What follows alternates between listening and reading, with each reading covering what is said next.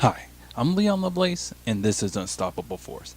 Now, I need your help. I need you to go to my PayPal link. I'll put a link in the description box below. I'm also throw it right on here to go there, donate, so I could expand this channel. Okay, and I'm finally getting to so I can conclude the series I've had about how the 10 ways the meat industry has hurt life here on Earth. And I'm sure a lot of you guys already read the whole article because I started this a while ago. Then I was doing a few other videos in between. Then it's been a while since I did my second video, but now here's the here's the finality right here, or the conclusion, I should say. And we'll start with number 3, and because for the meat industry, it's a leading cause of ocean dead zones and water pollution. We've established that the meat industry caused considerable damage to land, but one of its biggest effects is in the ocean. Fishing is a wildly unsustainable industry that is even contributing to the mass extinction. Currently, the meat industry is also polluting our oceans to the point that oceanic dead zones are growing more each year. A dead zone occurs when there is not enough oxygen in the water or there are too many other chemicals, which causes animals in the zone to suffocate and die. The biggest known dead zone is in the Gulf of Mexico. Runoff from the Mississippi River has caused a 1,500 square kilometer or 6,000 square mile swath of water to be completely uninhabitable for oceanic life. The biggest contributors to oceanic dead zones are meat producers. Most of the damage comes from animal waste.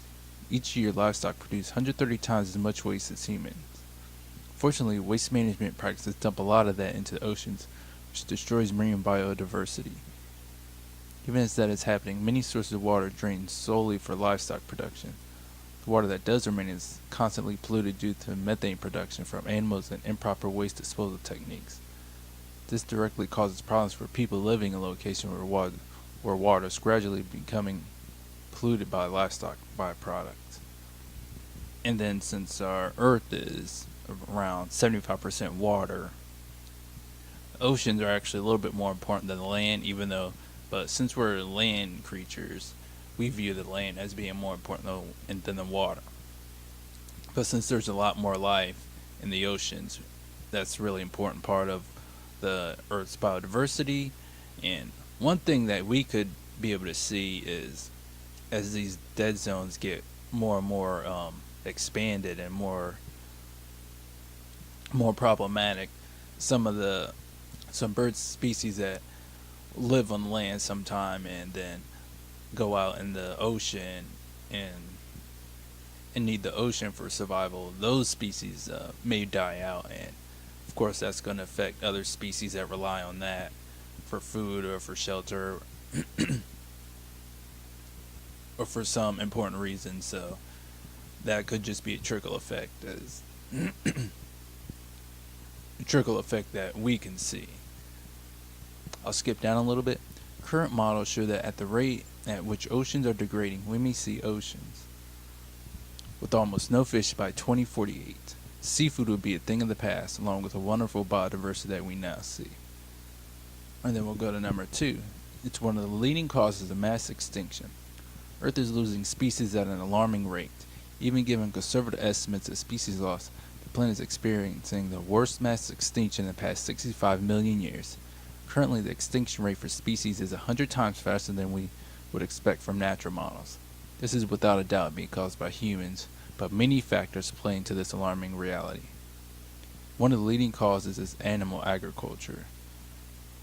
Okay, they repeat about how the oceans could be just completely void of fish by 2048, but I'll start here. Every year, fishermen pull 90 million to 100 million tons of fish from the ocean, leading to 75% of the world's fisheries being overexploited or completely drained. Besides the fish, industry practices are also killing off other marine animals at an alarming rate, because fishing nets and other methods are imprecise. For every pound of harvested fish, 5 times worth of unintentionally caught marine animals are pulled up. This equals 2.7 trillion animals being killed every year by commercial fishing, including thousands of whales, dolphins, sharks, and seals. These animals are unintentionally caught but die nonetheless. Fishery depletion and a staggering amount of unintentionally caught animals has led to the start of a mass oceanic extinction. So one way that you and me could help with not depleting the ocean as much is by eating a little bit less seafood and less fish, and also eating down the food chain. Instead of eating a bunch of tuna, eat sardines and other smaller fish,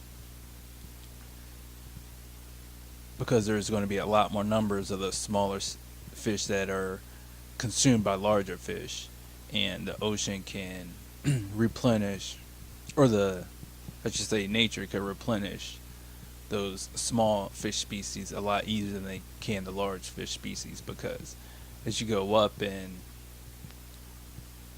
different levels of the food chain, there's a lot less energy. So we really got to try to go to the small fish species first. So that means what I need to do is quit eating so much damn tuna and eat a little bit more sardines. And this was early in the article, but it talks about how destruction of the Amazon rainforest causes about 137 species extinction a day. Then it says here, in 2012, the state of Washington completely killed off its wolf population to protect beef farms. Then it's really harmful that we kill predators, especially large predators. It's because we're always afraid that, oh my gosh, these wolves might harm us and kill us. And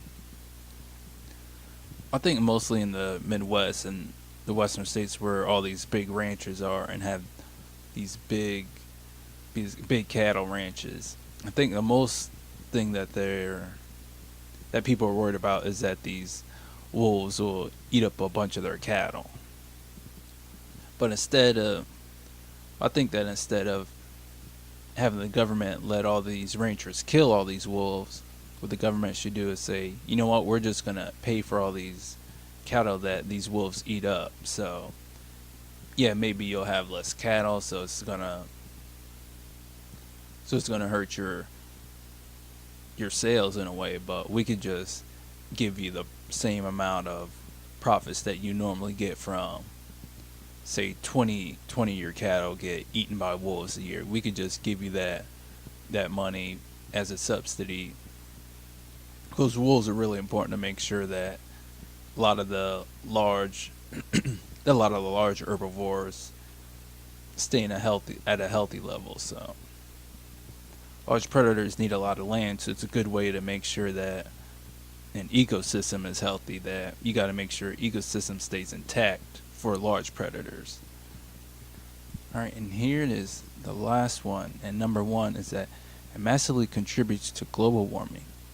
Of all the things discussed on the list, the one that has the greatest long-term effect on the world is global climate change. Politicians and popular scientists have pushed the idea that carbon emissions causes the biggest impact on global climate change and have called for cleaner energy and renewable resources. Among this is a wonderful goal. Although this is a wonderful goal, carbon emissions are not the most deadly greenhouse gas. Methane and nitrous oxide are far worse. Methane is a natural byproduct of livestock production. It comes from waste and emissions from animals themselves. When released into the atmosphere, methane is more deadly than any carbon dioxide emission. A single cow produces nearly 150 gallons of methane per day. Animal agriculture also produces 65% of all human-related nitrous oxide emissions.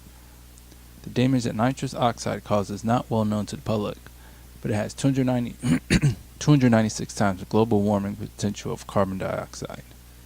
Animal agriculture contributes 18% of all greenhouse gases, compared to only 13% from transportation. This means that you could drive all the polluting vehicles you want if you completely cut out meat. A vegan diet has a much smaller carbon footprint, 1/18th, than a meat-eating diet, and a vegetarian diet is 1/6 smaller. Most of the items mentioned above are somehow linked to global climate change. All the problems are connected by the unsafe and unsustainable practices of the meat industry, which is slowly destroying our world. So what I'm going to try to do is I'm going to just try to keep working and try to eat more beans and replace a little bit more of the turkey and the beef I I'm eating's actually bumped up my beef eating a little bit, so I'm gonna have to chop that back down to where it was just a few months before, where I was barely eating any beef. So, so I need to get that back right. And if I could just eat a little bit less chicken and turkey, that'd be pretty good.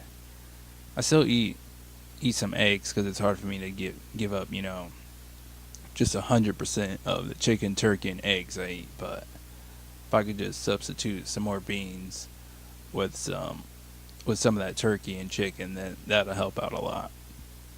I'm also going to try to go with a hybrid vehicle. Hopefully, I could get one next year, so I could use quite a bit less fuel and have better emissions. And then hopefully in a couple years, I could get a fully electric vehicle or get a Chevy Volt and just run it mostly off the electric motor. So my carbon footprint is a lot smaller than it is now, and I can hopefully I can help push other people so we can all become a more sustainable society, so we can really support and make sure that people in other societies have enough food, clothing, shelter, and a lot of other basics that they need, period. Because at the end of the day, it's for all of us to make sure that we all have our basic needs met so we could have a decent life, not just for us but future generations.